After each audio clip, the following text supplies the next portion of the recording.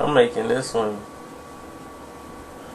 This video here is for the real hip hop heads. I mean, those who really know about hip hop. This video is for them. So 2,000 and above, you know, they gonna probably scratch their heads, but some of them will surprise you. But this is the beef between Lord Finese Showbiz and AG and the Lords of the Underground. I don't know how I'm gonna fit all that in the title, but the reason why this battle even kicked off, and to me it wasn't even a battle.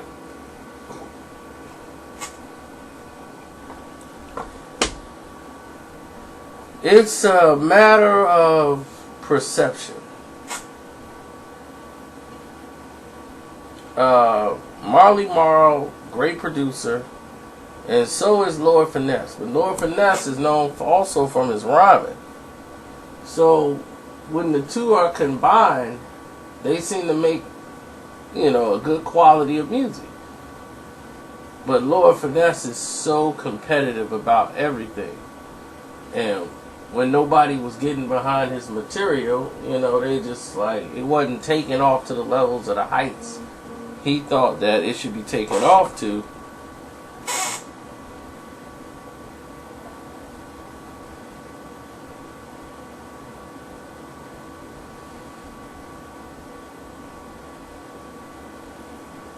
Who's this?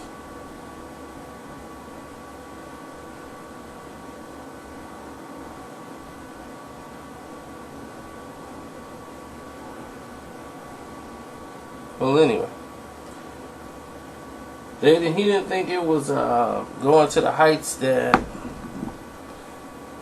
he thought his album was going, and he was the funky man, the technician, you know. So he didn't think you know, the fans wasn't really gravitating to his album. It did alright, but it wasn't like, you know, where it was, and he was kind of blaming the way hip hop was changing at the time. Like, everybody had a Daz Effect type flow back then. It was changing. That 92 era was starting to turn, and everybody was moving and gravitating towards the, oh my God, you know, all this different type of, like, what they call gimmicky type of flow. All the high-pitched raps and all the, you know, turned upness. So, of course, they frowned on it. And then Marley Marl unveiled his Lords of the Underground. And here come these three guys, DJ, Lord Jazz, Do It All, and Mr. Funky. And when they first came out, you know, everybody was like, Lords of the Underground? Okay. You know, nobody really paid no attention. Like, it was hot, it was okay, it was cool, it was on there. But then when Chief Rocker, because they had the Funky Child first, but then when Chief Rocker came out,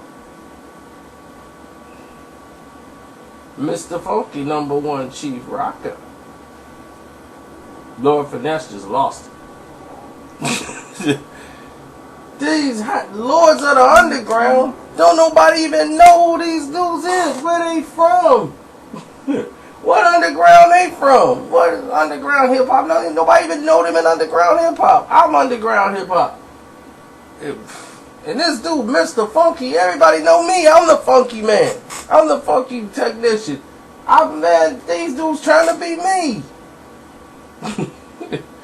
Oh, and then they took, for the remix of Chief Rocker, they used one of Showbiz and AG beats for Hold Your Head. Everybody, just hold your head. Good leg.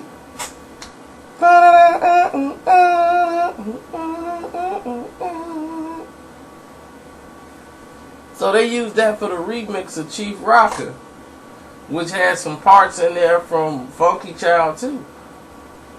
But it's more jazz sound. You know, and they just lost it. So Showbiz and AG, who's also with Lord Finese, and they got the Dig It in the Crates album. I don't know if y'all know what y'all familiar with Big L, OC? It's a lot of them in the group. They call Digging in the Crates. And they kept trying to get an album out, and it was kept being pushed out. Labels fighting each other over the stuff. But anyway, they were all clicked up. And Showbiz and AG is in there Digging in the Crates right along with Lord Finesse.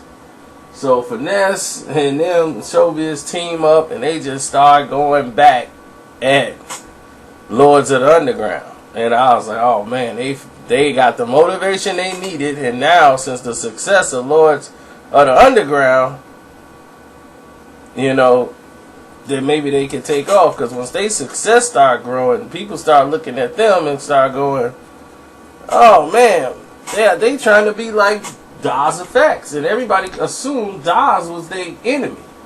Like, yeah, they going up against Daz. And the fans was trying to create a beef. When Lords of the Underground came out, I was like, no, they dope. We got no beef with them, no problems. We ain't trying to be them. We our own crew. We do our own thing. So that was just their style. And they got respect from Daz. So the fans tried to create something that wasn't there because they say, oh, they both similar. Man, we got to get a battle or something. And they kind of killed all that noise right then and there. But you got to deal with Andre the Giant, which is AG. And him and Showbiz and Biz Makes the Beats, you know, they was ready for war. And then, what was that? AG was like, fake lords, they get strangled with mic cords. Taking beats from my LP sure ain't healthy. And then they had that street anthem, Stand Strong, that wasn't on the album. But if you bought the single, you got it on the back end.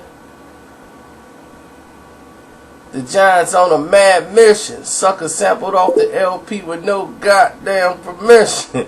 They like our style, that's what they choose it. You might as well get me to write your rhyme and let Show do all of your music. You know, so it's funny, but back then it was more about Showbiz and AG joining up with, you know, the man himself, Lord Finesse, the funky man. So, I mean, Finesse, his whole album. I mean, that Goodfellas album by Showbiz and AG, listen to it. It's nothing but this and these guys on almost every song. I can't go through all the rhymes because I'm not even that good to know all the lyrics. But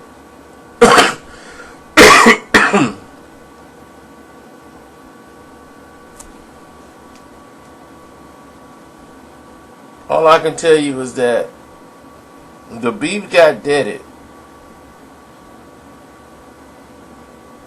real quick because the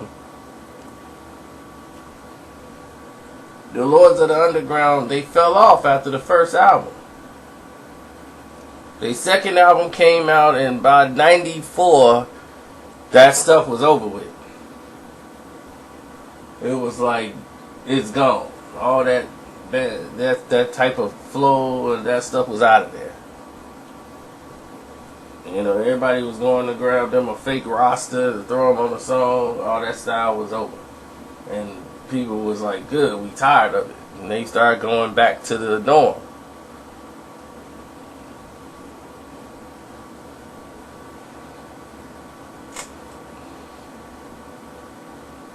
So, that was it, really. I mean, it was just more of a disrespect factor by Lord Finesse. Eventually, everything got squashed because, you know, Finesse and Marley Marl didn't want no beef on no levels with each other. They want to keep it, you know, they producers and as well as rappers, and Showbiz is a businessman. So, I mean, not Showbiz, but Finesse. You know, so